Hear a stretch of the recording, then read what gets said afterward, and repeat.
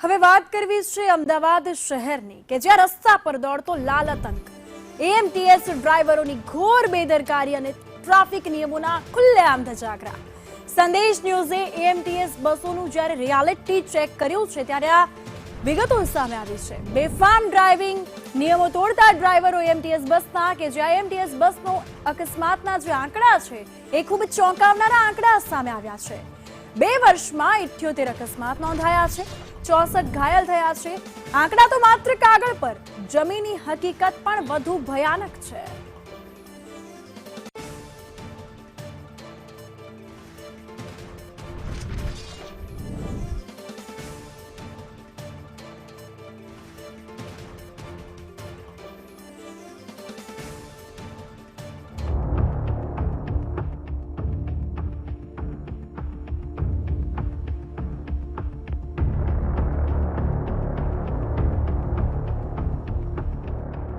AMTS બસો દરરોજ લાખો મુસાફરોની મુસાફરીનું જ નહીં પરંતુ અકસ્માતના ભયનું પણ કારણ બન્યું છે, જેના છેલ્લા 2 વર્ષના ચોંકાવનારા આંકડામાં ખુલાસો થયો છે.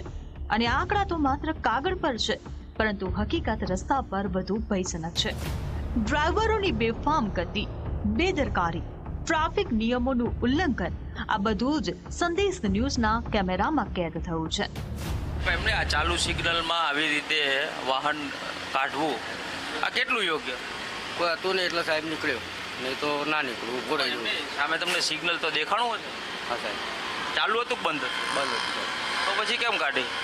સાહેબ 2 મિનિટની 2 પોઈન્ટની વાર હતી એટલે સાહેબ કાઢી, નહીં તો ના કાઢી. એક્સિડન્ટ થાય તો જવાબદારી કોની? તમારી, બસના માલિકની, એએમટીએસની, કોની જવાબદારી? હા સાહેબ, આપની વાત એટલે જવાબદારી કોની? વાત તો સાચી સાહેબ. એટલે એક્સિડન્ટ થાય તો આ જવાબદારી કોની? સાહેબ ખુલ્લો રોડ હતો એટલે કાઢી. અમદાવાદમાં એએમટીએસના બસ ડ્રાઈવરો જાણે ટ્રાફિકના નિયમો ઘોડીને પી ગયા હોય તેવું લાગી રહ્યું છે. અને મુસાફરોની દુવિધા એ ડ્રાઈવરની સુવિધા બન્યું છે. પરિણામે અસલામતી, ટ્રાફિક જામ અને મુસાફરોની હાલાકી. અમદાવાદ શહેરના માર્ગો પર ફરતી એએમટીએસ બસના ચાલકોને જાણે કે ટ્રાફિકના કોઈ નિયમો લાગુ ના પડતા હોય તે પ્રકારના અનેક દ્રશ્યો છે તે સામે આવતા હોય છે.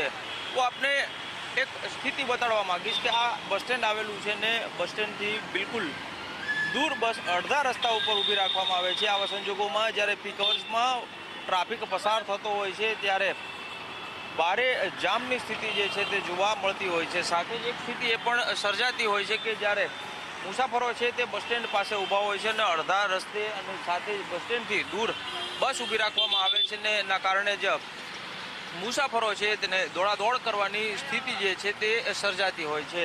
જે દ્રશ્યોમાં દેખાય છે કે બસ જે છે તે ઊભી જ રાખવામાં ના આવીને અહીંથી બસ જે છે તે ડાયરેક્ટ રવાના કરી દેવામાં આવી.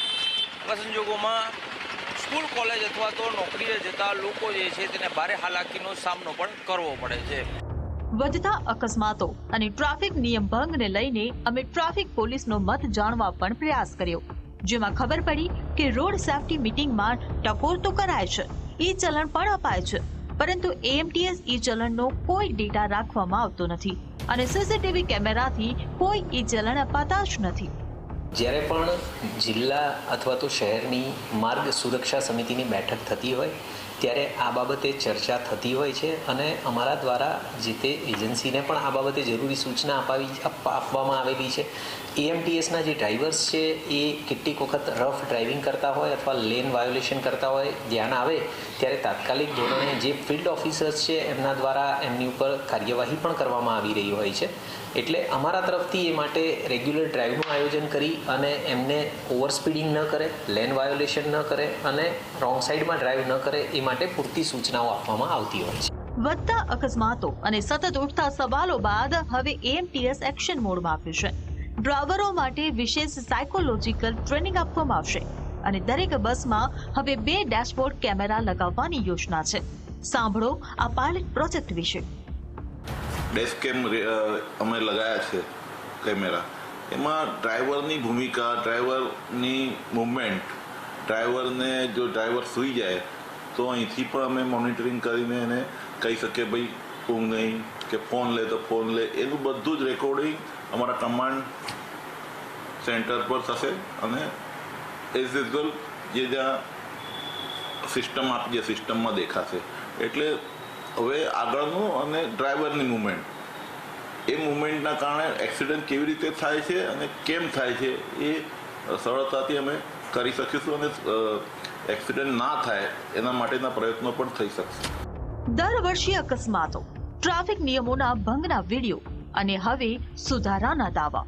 પરંતુ અમદાવાદીઓનો સવાલ એક જ છે, લાલ રંગની એએમટીએસ બસ માત્ર જાહેર પરિવહન રહેશે કે પછી રસ્તા પરનો લાલ આતંક બનતી રહેશે? ત્યારે એએમટીએસ વિભાગ હોય કે ટ્રાફિક વિભાગ, શિક્ષાત્મક કાર્યવાહી હવે જરૂરી બની છે. કશ્યપ જોશી, સંદેશ ન્યૂઝ, અમદાવાદ.